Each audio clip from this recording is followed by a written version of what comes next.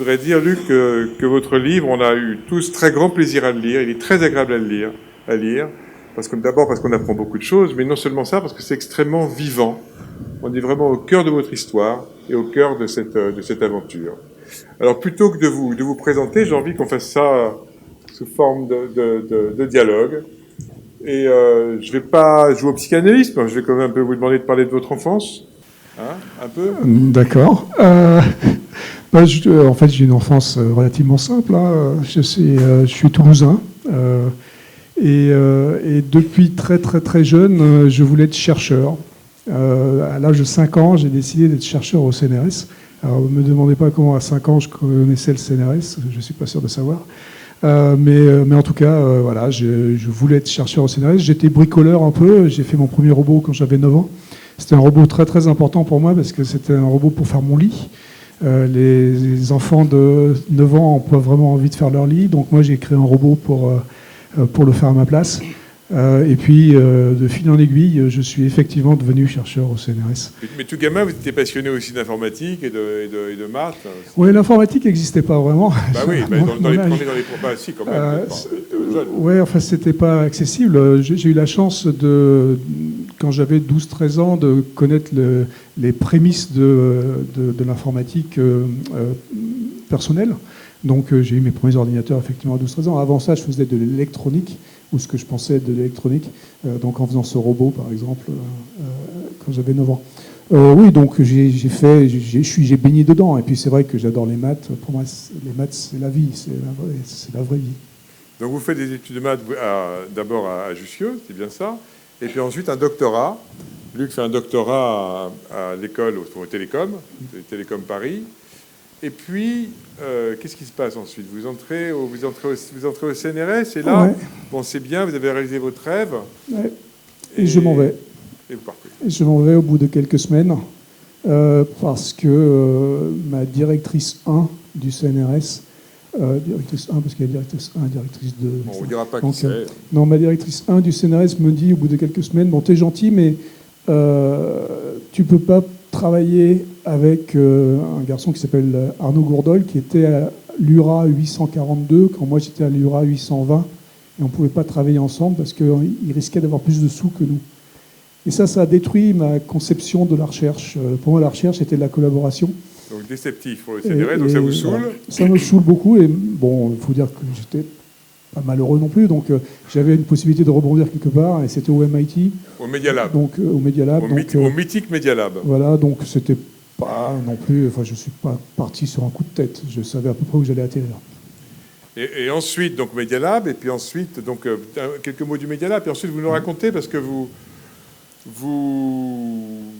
allez ensuite travailler au SCRI, et vous devenez, si je puis dire, californien, ce dont d'ailleurs c'est la preuve. Vous témoignez ce soir, votre connu. Oui, je suis seul avec sans la veste, je suis désolé. J'arrive directement de Californie, donc c'est la raison officielle. Pour le SRI, alors ? Alors, pour le SRI, enfin, déjà, le MIT. Le MIT, c'est quand même mythique, effectivement, c'est absolument fabuleux. Et je découvre les États-Unis vraiment, parce que je ne connaissais pas les États-Unis. C'est quelque chose, bon, je parle anglais comme une vache, il faut être très clair. Donc, c'était pas très bien pour communiquer, mais par contre, c'est un endroit fabuleux pour un informaticien. Le seul problème, c'est qu'en tant que Toulousain, Boston au mois de juin, c'est super. Boston au mois d'octobre, il fait frais quand même. Et donc là, je me suis dit, j'ai une autre opportunité, c'est d'aller en Californie, je vais la prendre. Et donc j'ai quitté la région de Boston pour aller en Californie, où là, il faisait bien meilleur.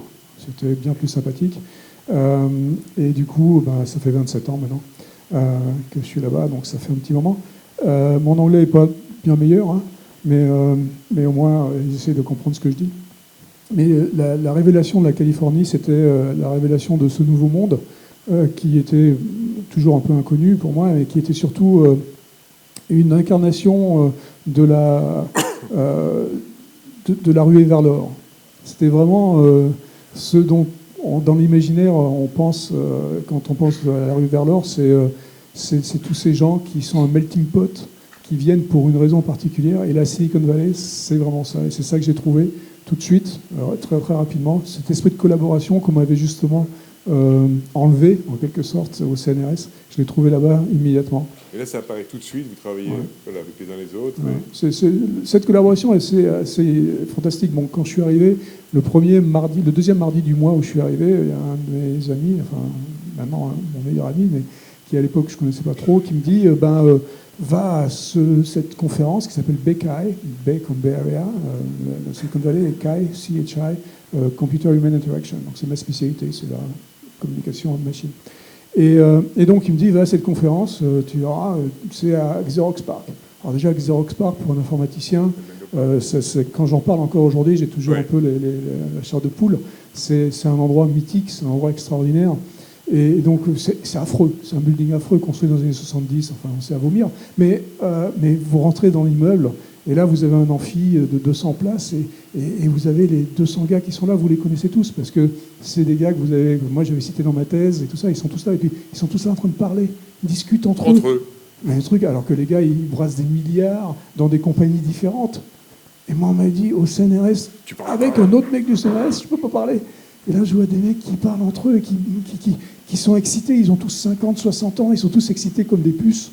Et moi je suis là, c'est incroyable, mais c'est ça que je veux. Et vous vous dites, on ne va pas trop en parler là, parce qu'il y a d'autres sujets, mais vous vous dites, bon, les grands projets, Saclay, tout ça, c'est bien, mais il y a un petit souci quand même, c'est que l'enjeu, c'est vous êtes très positif par rapport à ça, mais vous dites qu'il y a quand même un climat, on peut en dire un mot de ça, et que ce qui compte, c'est cultiver ce climat, quoi. Mais on peut pas décréter une Silicon Valley, quoi. Je veux dire, c'est comme je disais tout à l'heure, cet esprit de ruée vers l'or qui est toujours là-bas et qui est toujours vivant. Aujourd'hui, c'est la ruée vers l'informatique. Enfin, ça fait 30 ans que ça marche comme ça.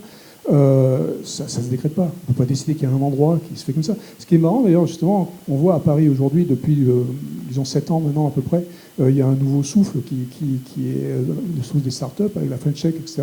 Et on voit très bien que ce souffle, il vient pas de Saclay. Ce souffle, il est dans la... c'est un climat, quoi. Décrété. Et on voit des régions à l'intérieur de Paris, par exemple, ce qui s'appelle le Silicon Sentier.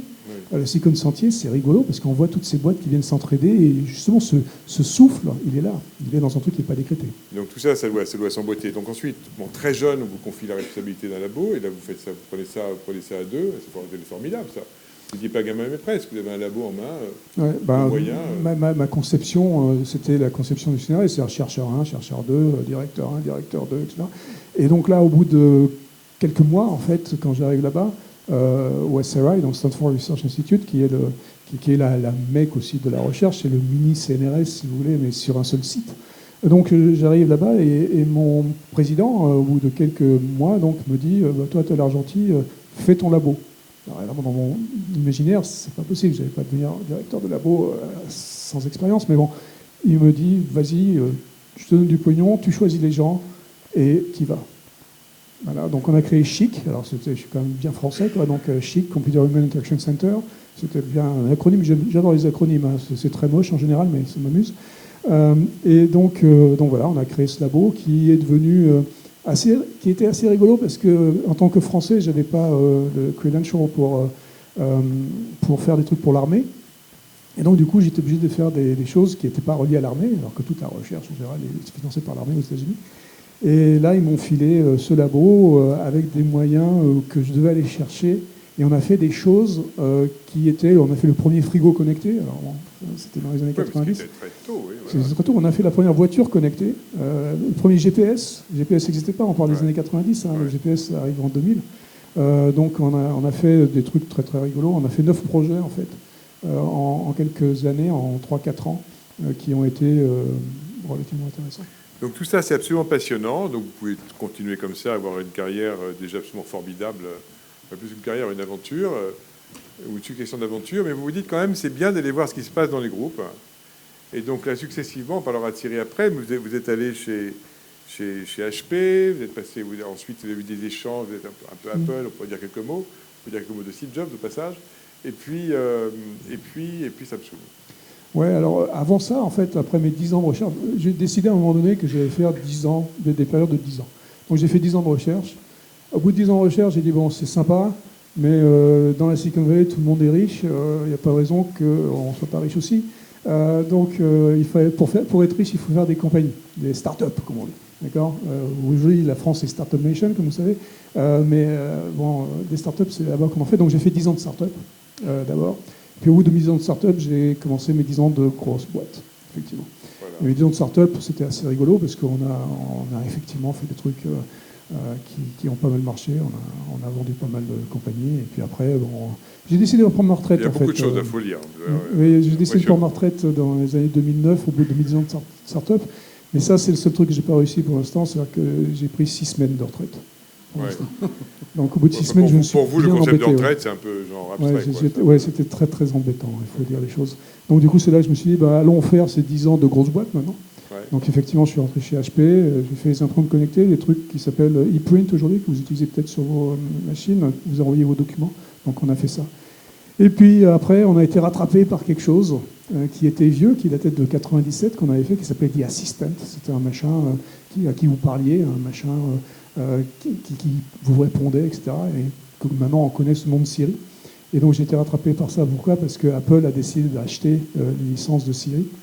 Et donc ils m'ont appelé pour aller diriger Siri chez Apple. Je suis pas resté très très longtemps. Je connaissais Steve Jobs effectivement depuis un petit moment, depuis 2003. Oui, puis il était pas... Il est infect, hein. Enfin il était infect. C'était voilà. Socialement un caractère absolument infect. Il faut juste le dire. Il faut le dire clairement, oui. Et d'habitude, je dis d'autres mots qui sont moins sympathiques, mais là, la première rencontre en 2003, c'était assez rigolo. En fait, on était tout excités, évidemment. C'était dans une de mes startups. On était tout excités d'aller présenter ce qu'on faisait dans la startup à Steve Jobs. Et donc, on avait 1 heure pour lui, enfin, pour présenter notre truc. Il y avait un petit robot et tout ça. Enfin, il y avait des trucs rigolos à montrer. Et puis, le gars, au bout de 10 minutes, il se lève et il dit « That's shit ». Voilà. Donc il est parti, c'était sympathique. C'était l'image cool de, voilà. C'était très sympathique, mais bon, c'est assez Silicon Valley après, donc on s'est refréquenté, on s'est connus, et puis après il a acheté Siri, donc on va pas se plaindre. Bon, Siri, un mot sur Siri, parce que Siri c'est quand même totalement génial, parce qu'on apprend plein de choses. En plus, je sais pas si vous, des fois, quand on est un peu seul, personne autour de soi, on se sent moins seul, on pose des questions en dialogue, on dit des choses. Moi, j'ai fait un truc récemment, j'ai dit les chaussettes de l'archiduchesse sont telles sèches ou archi-sèches, il m'a raconté tout un tas de trucs, il m'a répondu, faites le test, c'est formidable. Donc tout ça, c'est à chaque fois, c'est juste éblouissant. Siri, en fait, on avait réalisé qu'on n'avait certainement pas la meilleure technologie. D'accord, donc c'était un de nos problèmes. On disait, c'est quand même, ça marche pas bien ce truc. Hein, d'accord, la reconnaissance de la parole, c'est compliqué. La reconnaissance du langage naturel, c'est compliqué. Donc du coup, on s'est dit, comme on fait pas d'intelligence artificielle, en fait, on fait vraiment de la stupidité artificielle. Et donc, ouais, mais il y a quelque chose là. Et donc du coup, on a rendu Siri beaucoup plus humaine en la rendant stupide, dans le sens où elle s'est mise justement à répéter des choses. On a embauché des scénaristes de Hollywood pour pouvoir engager dans des conversations qui n'avaient strictement rien à voir avec la choucroute, quoi. Donc c'était le but du jeu.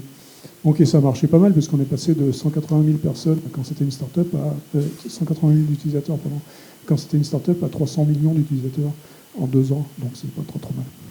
Donc puis après Samsung, HP pour m'arriver à Samsung. Oui, alors Samsung, c'était en réaction d'Apple, hein, c'est-à-dire que dire comment est-ce que je peux embêter Apple après être parti, parce que je suis parti parce qu'ils ne faisaient pas exactement ce que je voulais, donc j'explique aussi ça dans le bouquin. Je pense qu'ils auraient pu pousser Siri un peu plus. Si vous utilisez toujours Siri aujourd'hui, ce qui m'étonnerait quand même un peu, vous vous rendez compte que ce n'est pas au même niveau que, par exemple, des Alexa ou des Google Now, qui sont maintenant des choses qui sont beaucoup plus techniquement avancées. Et donc Apple n'était pas prêt à continuer la technologie, à faire avancer la technologie comme moi j'espérais. Donc du coup on est parti, le groupe globalement est parti. Et donc on s'est dit qu'est-ce qui pourrait embêter le plus Apple ? C'était Samsung. Une motivation. Voilà, donc c'était rigolo. Non, et puis l'autre motivation c'était surtout de dire on a déjà touché 300 millions d'utilisateurs. Avec ça, qu'est-ce qu'on peut faire de plus ? Et on a regardé, j'ai regardé en l'occurrence Samsung en disant Samsung c'est le numéro 1 mondial partout, de tous les appliances, tous les devices, les télés, les frigos, etc. Et donc le but du jeu c'est de dire on va créer une plateforme qui va réunir tout ça et qui va potentiellement réunir 1 milliard de personnes. Et donc on a créé effectivement ces 6 dernières années une plateforme qui est maintenant une plateforme qui connecte tous ces objets et on est tout près d'avoir 1 milliard d'objets connectés maintenant. Ce qui est très impressionnant. Alors on en arrive Peut-être pour terminer à l'intelligence artificielle qui n'existe pas, donc vous jouez un peu sur les mots. Et c'est ce que vous voulez dire, c'est que la complexité, la transversalité, la créativité, voilà, c'est pas, on ne trouve pas ça dans le deep learning. Et peut-être pour joindre, mais c'est une dernière question globale. Ensuite, vous expliquez tout ça, vous revenez au séminaire de Dartmouth, etc., point d'origine. Et puis vous faites cette description absolument formidable de la vie, façon Black Mirror, mais juste à la fois hyper réaliste, parce que c'est déjà la manière dont vous vivez, vous. Et donc on est projeté dans le monde, non pas dystopique, parce que c'est le monde d'aujourd'hui. Donc est-ce que vous pouvez nous parler d'intelligence artificielle, peut-être que vous la voyez avec ses limites, et votre vision humaniste, en fait, des choses. Donc oui, en fait, j'ai écrit ce bouquin parce que j'étais fatigué d'entendre l'intelligence artificielle mise à toutes les sauces, et surtout mise à la mauvaise sauce. C'est-à-dire qu'on en parle de façon soit Robocop, c'est-à-dire l'intelligence artificielle qui fait peur, soit utopiste à la Her, le film Her, que vous avez peut-être vu. Oui. Donc qui est un peu notre faute parce que Her est basé sur Siri et donc les gens sont associés le fait que Siri pouvait être humaine et donc du coup on pouvait en tomber amoureux. Bon. D'ailleurs, faut le voir, c'est obligatoire, c'est comme le livre de... Et donc ça me saoulait franchement d'entendre tous ces gens qui parlaient de l'IA sans savoir vraiment ce que c'était. Et donc j'ai voulu remettre à plat ce que c'est vraiment. Donc ce ne sont que des mathématiques et des statistiques, donc ça peut être sexy quand on parle de ça comme ça, effectivement. Mais en fait, c'est des mathématiques et statistiques qui font des choses extraordinaires, qui peuvent faire des choses extraordinaires. Donc j'explique ça. Et parmi ces choses extraordinaires, ça va nous aider dans notre vie, ça nous aide dans notre vie de tous les jours. Donc ce sont des assistants, que ce soit des assistants vocaux, mais que ce soit des outils, c'est en fait que des outils.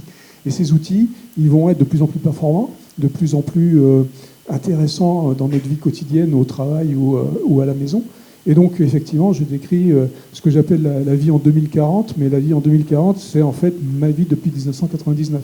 C'est-à-dire que chez moi, j'ai plein de robots, j'ai plein de trucs, j'ai 212 types d'objets connectés dans la maison. Donc, ma vie et la vie de mes enfants, en fait, devient un cauchemar, en quelque sorte, parce que quand ils sont en dehors de chez moi, ils ne savent plus comment opérer les maisons des autres. Donc, quand ils arrivent chez les gens et qu'ils arrivent dans les toilettes et que ça ne s'allume pas automatiquement, que ça ne fait pas les trucs, ils ne comprennent rien, quoi. Donc, être trop assisté, ça peut être un problème aussi. Donc, il faut faire attention, quand je parle de ces outils qui sont très performants et très, très intéressants, il faut faire attention de continuer à s'éduquer pour être sûr qu'on ne va pas les utiliser de la mauvaise façon. Parce que comme tout outil, on peut les utiliser à mauvais escient. Je ne sais pas s'il y a accès par Airbnb, mais on a envie de venir en stage chez vous pour voir un peu, parce que c'est pas immédiat. C'est Disneyland. Juste 3 exemples, c'est comme ça. Mon préféré, c'est celui qui se passe tous les soirs, ça s'appelle l'aperitif scene. Donc aperitif scene, c'est quoi ? Ça va préparer mon apéritif, comme son nom l'indique. Ça veut dire quoi ? C'est-à-dire que je rentre à la maison, donc j'ai ma voiture qui arrive près de la maison, automatiquement, évidemment, le garage s'ouvre.